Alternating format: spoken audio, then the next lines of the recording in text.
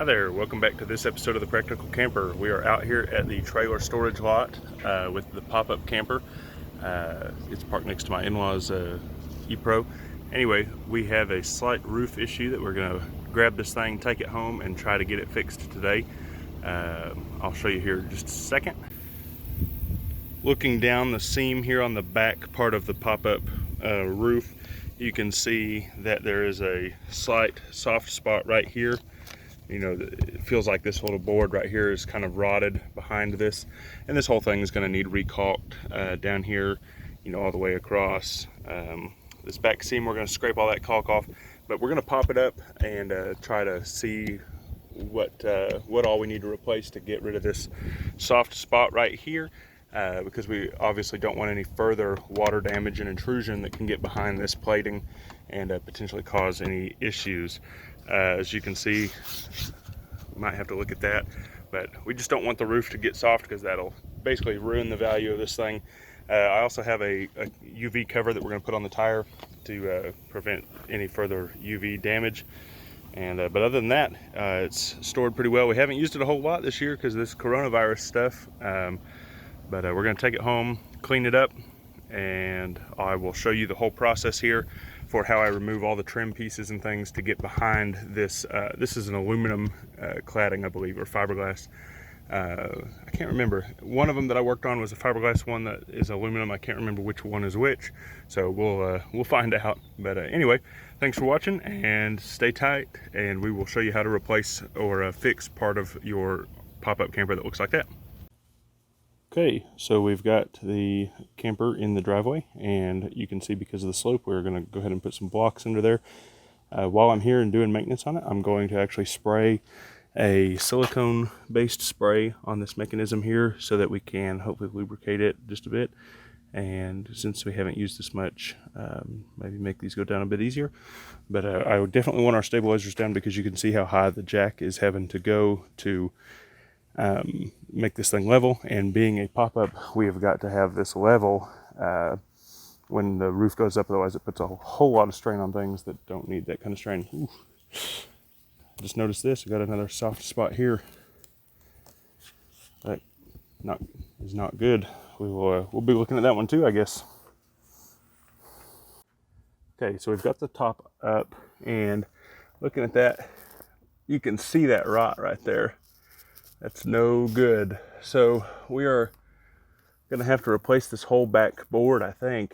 I mean, that's so far gone that it's not really replaceable just with the one deal. So we will look at this and get to it. And I almost forgot to show you the front piece that's rotted. Oops, shoot, I'm gonna drop my phone. Okay, so this is also the front piece here that's rotted. You can see there's some major water intrusion that's causing this board here to just rot away. So we're gonna have to replace the front and rear board. And if you look over there in the corner, you can kind of see that it's kind of leaked around the edge. So I don't know where exactly we're leaking, but we definitely need to replace these boards and then do a complete recaulk and seal of everything so that we prevent any further water damage to this camper. Let's see if there's any. So no real water damage. If you look, I don't know if you will see down in there, it doesn't look damaged. This has got some mold to it though, you know, but this bunk end does not really seem damaged, but you can tell the water's getting in here because of how dirty that little piece is. So we'll continue working on it. Okay, I am inside the camper, and I removed that curtain that you can see. It goes all the way around. There was a little screw that went right here, and it's a little Phillips screw. I just took that out. Looks like this is still in good shape, and that's a great thing because this is where the lift support bolts in. But now we're going to remove these screws here to actually drop the canvas so that we can see the wood underneath. This little bit of fiberglass here looks okay here, but I really want to see what's underneath here because I don't know why I don't know where we're getting our soft spot or our water intrusion from. So we're going to drop this canvas so we can get a better look. Okay, we got the canvas off, which is great because that provides a breeze because it is 100 outside right now, and that is way too hot to be in here with no air conditioning or breeze. So anyway, you can see just the extent of this rot. You know, looks like something's coming maybe in from up high right here, and wicking down, or over here. And it could be maybe this seal on the bottom. You know, I'm not real familiar, and I don't know why it would leak like that. But this camper is also, let's see, 13 years old. I think it's a 2007 model. So, you know, it's older. It's 13 years. It's really been maintenance free. I mean, I've repacked the bearings, done a couple small things, and this is really the only issue that we've had. So we're going to go ahead and take this upper piece off. I want to inspect and see how hard it is to replace this whole thing. You know, I wouldn't necessarily be opposed to scabbing a piece together here. I think with the way that the canvas is, we've got room if we needed to do a joint here, you know, cut it here, put a piece over it, glue it up, epoxy it really nice. You know, I think we've got the room, but I'd really prefer to replace it all in one piece. But this next piece, this piece here has to come off so that we can see how this piece mates to the ceiling. That's going to be our next issue. Okay, the next step, I popped off both of the plastic pieces that hold the canvas and the curtains in place. The best way to do it, I mean, they're just stapled in. Take a flat bladed screwdriver, stick it next to your staple, and gently twist that screwdriver. Be very careful not to break these, because I would assume that these are, you know, pretty expensive at the dealer for such a simple piece of plastic. But you can see I'm going to have to go back and pull all the staples out, and I'll use my stapler to put it back in later, you know, when it's time to reassemble.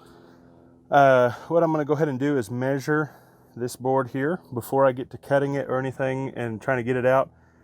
I want to get a good measurement on it so that I know what my new replacement piece needs to be. I'm afraid that if I pull it out, you know, I could see the top getting out of square or something later, and then trying to measure the hole isn't really going to work out so good. So I'm going to get a good measurement on it now. I did pull, there's some screws underneath here. You pull a rubber gasket off, and there's screws all along here. On the rotted side, I was not able to get those out as easily, because they're rusted really bad, so the head's just disintegrated. So I'm probably going to have to take a grinder with a cutting disc through here and cut all that up. So anyway, okay, this board I found out is like stapled from the outside into the end grain here. Huge pain to remove without tearing up this, because I'm gonna try to paint this with some Kilz and not replace this whole thing. So I got to figure out a way to cut it, and I was going to use a grinder, but then I remembered that I bought this guy at a garage sale a couple weeks ago. So I'm going to stick this like that, try to get underneath here and cut those staples. So anyway, we'll try that. Okay, so I've got this board loose. It's detached from this one. Now my problem is this deal here, the skin is actually fiberglass, and it's built all as one piece. So they assemble the roof, and then they just put fiberglass over the top, I think. And this sheet here is not coming delaminated from the wood. So in the areas where there's no rot, I'm really struggling to get this off without breaking it, which means I'm gonna have to glass over the whole thing when I'm done anyway. So I think I'm gonna go on the inside, and using this tool that I had to cut the ends free, I'm just gonna cut right below that foam piece and just cut cleanly off so that I can do a clean seam and then feather it into the old roof. Okay, so I've got this back piece off now, and it's cut right at the styrofoam bender. So now what I'm going to do is I'm going to run to Home Depot, grab a sheet of plywood and a piece of FRP, fiberglass reinforced panel, and I'm going to basically build a new back end piece for it, use contact cement to adhere that FRP to it, and I'm going to install that, and then I'm going to glass the seams with fiberglass, sand it out, and paint it with some Dicor paint. So, you know, just the normal, everyday, average homeowner job. So we got back from Home Depot. You can see that I have cut out the old backer plate, and we've got our FRP and styrofoam here. And so you can see with this, we got a new piece of FRP panel at Home Depot, and a piece of half-inch BCX, which is grade B, grade C, and sanded. So what we're going to do is we're going to cut this down to the correct size that we need, and then I'm going to cut this with a little bit of an overlap on each side, because you can see that old fiberglass used to cover this lip here, so we're going to add a 1/2 inch, or really, I don't know, maybe like 3/8 of an inch to each side, so that it'll cover and make a nice seam here. I guess it's really 1/2 inch. We might add a full 1/2 inch, and I can always cut it down with my trim tool. And then we're going to, I've bought some metal brackets that'll go on the inside right here to actually be more supportive than these just stupid staples that they use. You know, I mean, it's not very good at all. And then this part here, I'm going to paint this with some Kilz paint to stop that mold, but right now that still feels okay. I don't really want to replace that whole side panel if we don't have to. So we're going to get that on, and then I'm going to fiberglass on the inside, and then fiberglass on the outside here for some structure to this curve, and we'll go from there. Okay, so we cut our fiberglass, and remember to always wear your respirator when you cut fiberglass, because you can see all that dust on my hand. That stuff will get in your lungs, and it'll really be pretty bad for you. So if you can hear this, it's recording through these, make sure you wear your respirator.